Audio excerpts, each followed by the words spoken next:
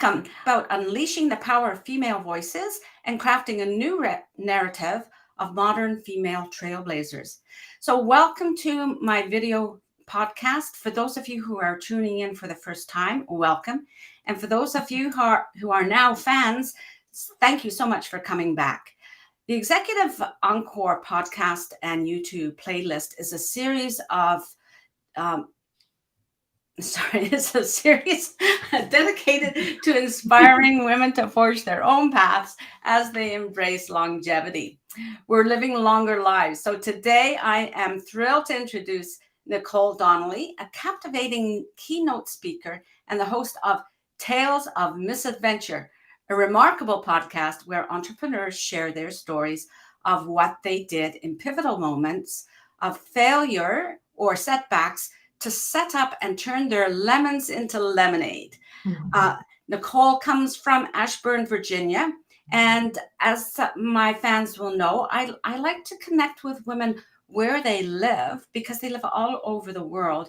And actually, Nicole lives in a place that is a major hub for data centers.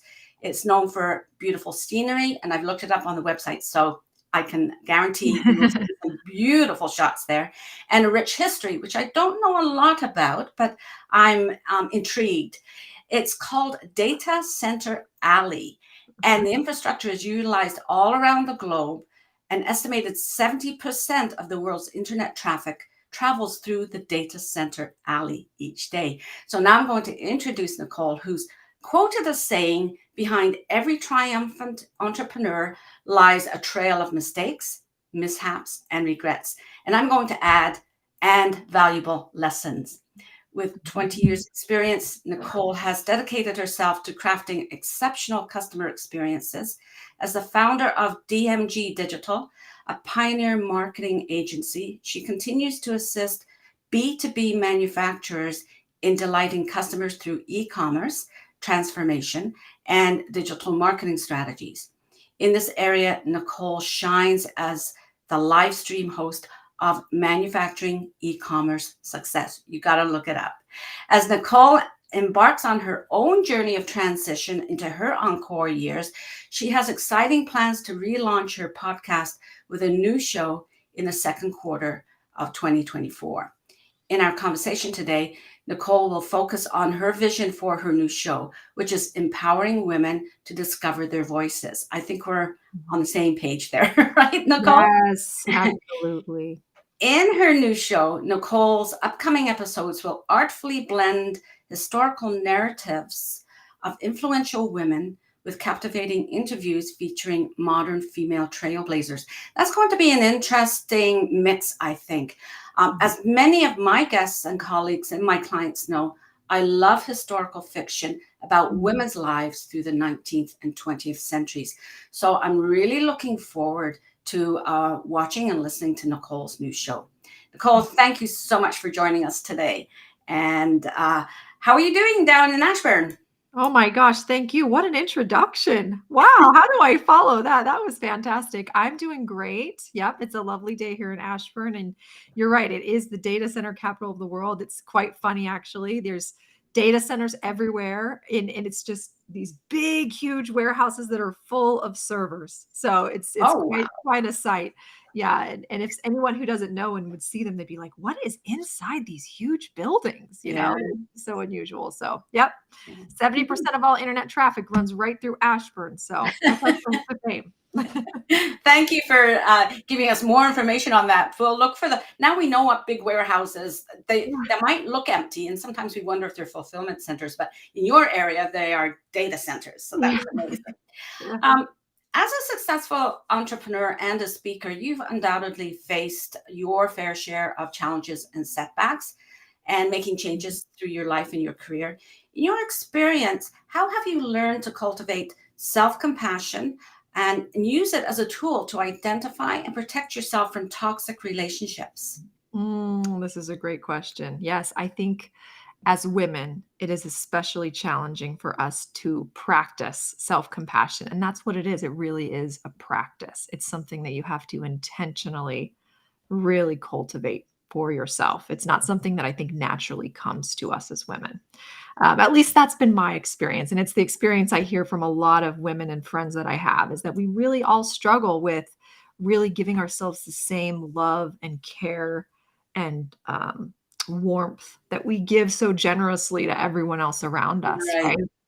And so one of the things that's really helped me to cultivate that sense of compassion for myself so that I can guard myself is to just spend time with myself. And there's several ways I like to do that. So going outside and sitting in my hammock and just literally not doing or saying anything, just sitting there and feeling present and with nature helps me really connect with my inner self, my inner voice, and Mhm. paying attention to your body. What is your body telling you? And it really taking the time to listen. I think sometimes as women, we're so busy and we're so caught up in the day to day of running a family, running a business, running a team.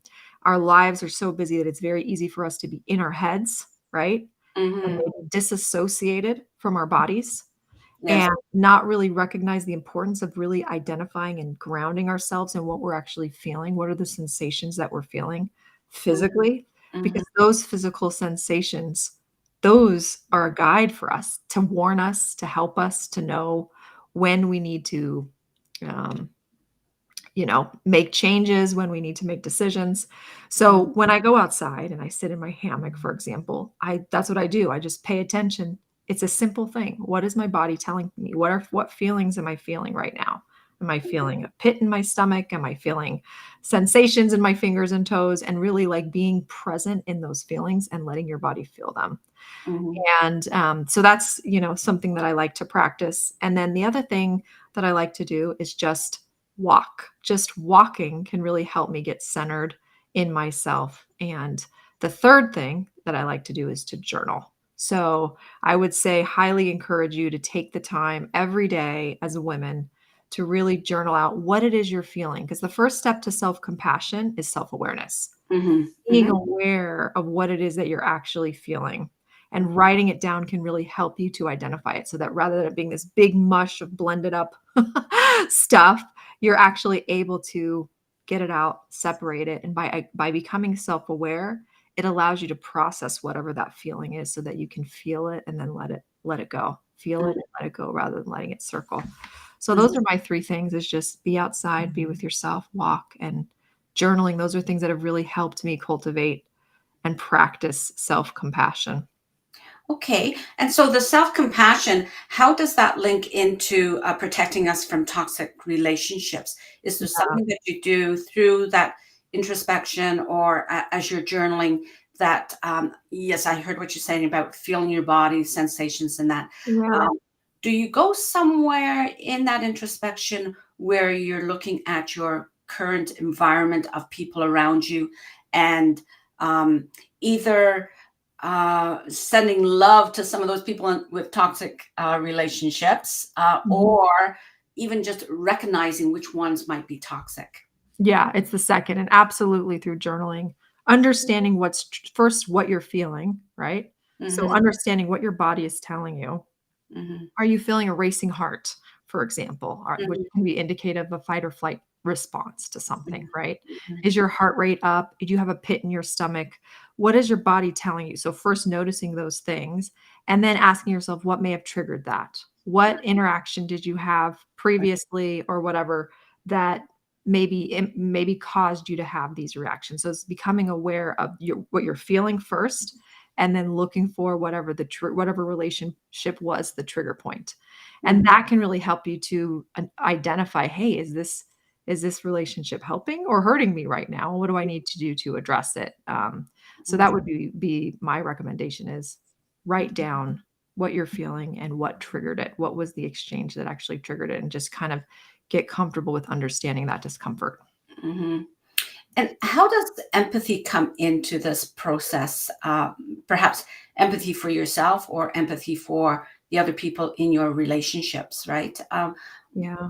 What does empathy mean to you? Can you expand on the difference between empathy and compassion? Yes.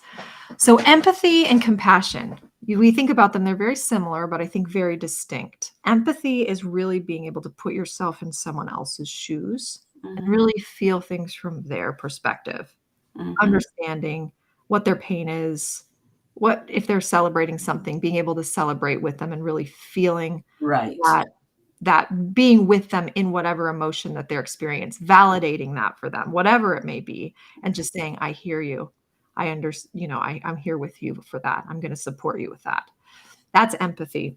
The difference between and then compassion is a little bit different. Compassion is feeling that, but then acting on it. So you're not just gonna Oh. sit with the person and feel it. You're gonna do that, but then you're gonna do something active to help them with whatever the case may be, right? Mhm. So, like, I'll use an example with a client of mine. So, I do a lot of I participate in a lot of digital transformation projects, and these can be very, very stressful, right? It's a lot of change. People Yeah. have to change, and a lot people, as much as they say they like change, when the rubber meets the road, change is very difficult. It's Mhm, actually well studied that the natural human response to change is resistance. mhm, So, getting people to navigate through these very difficult changes, and it can be really, really hard. And the biggest part of it is getting people to change. mhm. And through that process, I found that the key to success is really listening to the person that's going through the transformation first and foremost, and validating whatever it is that they may be experiencing, but then not only stopping there, it's important for you to listen and to hear, like, what are the challenges? What are you worried about? What are you worried about that this change is going to have for you? Mhm, How do you think this is going to affect you and your work? What is, really trying to dig deep and understand what those challenges are. And mhm, then not stopping there though, but actually taking that information, having compassion for them and acting upon it, right? mhm, mhm, So, like, for example, with one digital transformation that we had, we heard from a lot of the salespeople. We were doing it was an e-commerce transformation, and a lot of the salespeople were worried about their job and their commissions yeah, and how it was going to impact their job if more customers were purchasing online. So the first step was, okay, let's understand that pain that they're feeling, and then have some compassion for it. How can we create a situation that is in support of them and create through this digital transformation a solution that is going to support them through this change rather than be a threat to them. And so mhm, that's the compassion element, is mhm, mhm, feeling those feelings, but then saying, how can we make this work for them? How can we support them through this change? And then once we were able to do that and really position the solution as, this is going to be your sales admin, this is going to help you with some of these standard repeat orders that are happening so that you can focus on higher level, more complex sales, and you'll actually sell more. mhm, Once we can position it for them that way, then the resistance drops, right? And they feel that you're with them, you're supporting them because you're showing them both empathy and compassion. mhm, mhm. So, I was interested in something that you said earlier about the empathy and compassion, but more empathy, not just for the challenges that people are going through, being in what we say empathy is, like being in their shoes, what it feels like, but also the celebrations, right? Yes. Um, to really be involved in people's celebrations, what they're feeling, because I think that's a big part of empathy and compassion as well. They've Mhm. gone through change, okay, and it's been challenging for them. They've come out on the other side probably very excited about what's to come. And if we let that fall flat and just celebrate, like have a party without actually asking people what it feels like to celebrate after they've gone through that transformation, I think that's a missing element of empathy and compassion as we know Mm. I love that point. It's so important for us to celebrate. That's it. beautiful. Yeah, Thank you. Yeah. and even to be an act, like you said, take action, like take action to help them to bring out those feelings, like especially for people who are going through a life change. It is daunting sometimes, and to just sort of miss those opportunities to celebrate or to help them celebrate. And this comes into validating their choices, right? To Right. validate their choice with some kind of celebration, asking them, how they feel about this transformation, how it's Mm. going for them, the challenges. How do you feel now? Like, we quite often ask, how will you feel when you go through this transformation? But I think it's important for us to use our empathy and compassion for that as well. Oh, I love that. It's so true because I think we don't you're right, we don't take enough time to celebrate the wins that Yeah, we have. yeah, And that's such a huge part of giving ourselves compassion is really taking a moment to be proud and to be right, happy and to yeah, feel joy and fulfillment in whatever difficult transformation that we just went definitely. through, because that's really kind of what helps Yeah. us, Mm. feel even more of that compassion both for ourselves and for other people. That's wonderful. Well, thank you. You've given me another way of looking at this self-compassion and compassion and empathy and what that really means. Like, we usually look at it as, so what's the struggle the person's going through, but we're missing the point if we don't help them to celebrate and actually Yeah. validate their choice and enjoy the fruits of their transformation, right? So Yeah.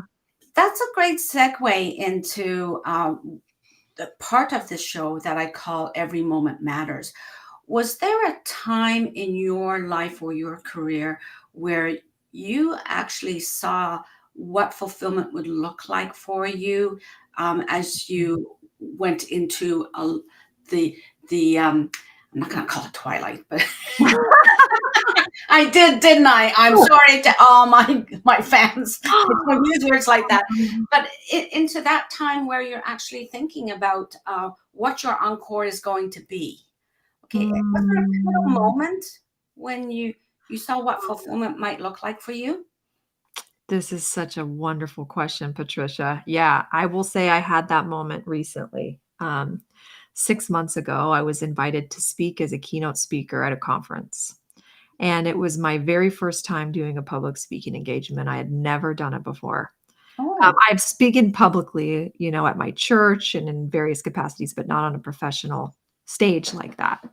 And I was so honored that this lovely colleague invited me to do this. And um, it was something I wanted to do and felt like in my career, I wanted to do more public speaking. And so this was a great opportunity for me to share a story that really meant a lot to me, something that I would hope would inspire change in the audience from the story.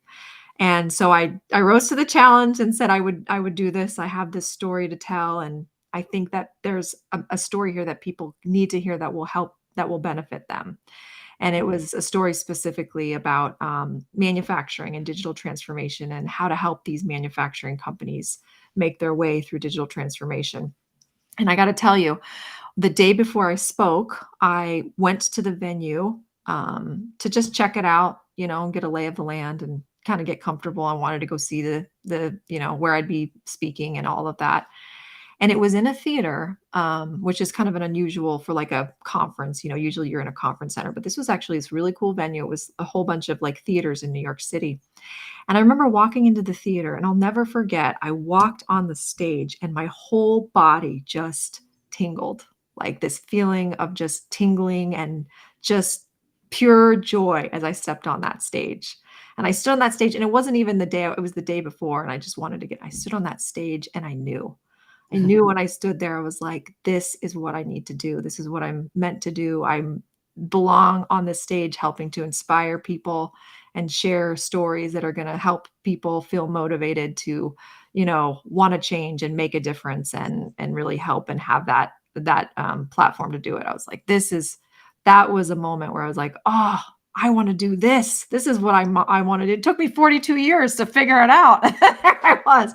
So that was it for me, was like, and I think one of the things I'll say is I have this part of myself that really naturally wants to inspire, right? And there's been times as a woman where I've kind of like, oh, that's just, these other things are more important, or this isn't as good of a gift, if you will, right? This natural inclination I have, right. I want to inspire people, or speak with motivational speaking, if you will. And I realized that, like, there's really a lot of power in that the world needs that specific gift. So my advice to every woman out there is, if there's a part of yourself that you feel like you judge because you think, oh, this isn't good enough, or this isn't something that's really going to add value to the world, as much as this other gift, I Mhm. would I would challenge you to lean into those parts of yourself that are calling to you, that you want to develop and cultivate more. Lean into them, Mhm. rather than try to hide from them or repress them, because those are the parts of you that the world needs. Mhm. Mhm. I hope people who are listening now are taking that in and thinking about self-compassion and empathy Mhm. for self, and seeing where they have that natural talent that Yeah. they have used for someone else's Mhm. benefit, meaning our work life, businesses, and things like that, and how now we can shift that more to how that's going to be for ourselves and celebrate that for ourselves. Mhm. And even if it is something that we're still going out and inspiring other people, um, we become inspired. Like I Mhm. can't tell you how inspired I am when I speak to women like you that make me think a different way, and it's just Mhm. wonderful. So I wanted to shift just for a moment to the insights that you've had about self-compassion and compassion and empathy. What would be your call to action to people who are listening today? I know you have mentioned one Mhm. about this, but is there something in particular? And at the same time, how can people reach you? Oh, yes, great question. So, my advice would be for women to slow down and just listen and make time for yourself. Make time for yourself. And you don't have to do anything structured or fancy. It's literally as simple as just sitting outside and just learning to be with yourself. Just be. Mm, mhm. There's no expectation. I'll never forget one time I was sitting in my hammock and I started to feel this pressure like, oh, I'm wasting time. I should be doing something while I'm sitting here. And it dawned on me in that moment. I was like, I am doing something. I'm caring for myself. It's a beautiful thing to just be with yourself and be alone, just to be. I mean, if you think about a child, all of us have had that wonderful experience when we hold a child in our arms, whether it's ours or someone else's. And that child, you just naturally have affection for. They don't have to do anything. They don't have to be any way. You just love them. And Yes. if only we could give that to ourselves, to Self. just say, "I just love myself. I just as I am. I'm just gonna be here in this moment. I'm gonna sit here. I'm just gonna enjoy being," like you would when you hold a child in your arms. And so that's my advice, is don't be afraid to just be with yourself. There Mhm, is such power and beauty and fulfillment in really knowing yourself mhm. at that level. So that would be my advice about how you can cultivate empathy and compassion for yourself. Good. And I would imagine your hammock is like the Mhm. arms of an adult within the Yes, room, right? You're just sort of wrapping yourself into that hammock. So the environment matters. It the encourages environment you. matters. Yeah. Yeah. So where can people contact you? Especially like the information will be in the show notes, but is there anything like your website, email, or anything that you would like to express in the video or the podcast so that people can reach you? Yeah, you can reach me on LinkedIn, Nicole Donnelly. It's Nicole-Donnelly-DMG. My website is dmgdigital.io, so you can also connect with me there. So those would be the 2 places that you can find me. Okay. And we'll be looking forward to seeing your link for the new podcast as well, whenever that comes Yeah, out. I'll go back in and I'll edit that. So please let us know. Okay. yeah. Thank you, Patricia. It's been my pleasure to be on your show. Thank you for having me. Thank you. Well, Mhm, now I'd like to thank your audience and your mhm. followers and my incredible audience. Mhm. As we live longer lives, we are more likely to experience those moments when compassion for ourselves and others and empathy is crucial for a better understanding to contribute to us finding fulfillment. Nicole has made that connection quite a few times today. That's where your executive encore begins. So join me live or on the replay as I share conversations with inspiring women and thought leaders like Nicole. We'll explore the secrets to personal and professional fulfillment and dive into the joys of finding fulfillment as we live longer and tackle those challenges and navigate those unexpected challenges and setbacks in great fashion to celebrate. No matter what your age, your gender, or perspective on well-being and fulfillment, I invite you to join me as a guest on my show. Let's connect and inspire together. Please visit my website at patriciamuir.com and read my Encore weekly blog that's posted on patriciamuir.com/blog and on LinkedIn. You can subscribe there as well. I often refer to my guests' insights because our ability to share with one another and receive wisdom from one another is crucial to navigating the chaos of unexpected detours and stabilizing our life to focus on fulfillment and self-actualization. Thank you and have a wonderful day.